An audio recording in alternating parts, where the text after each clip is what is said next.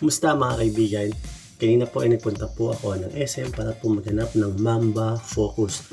Sa kasamaang palad, wala pa po akong nakita na Mamba Focus sa SM Department Store. Dahil ayokong masayang yung lakad ko, nagtingin-tingin ako ng mga sapatos at merong pumukang sa mata ko na isang sapatos na hindi naman kamahalan.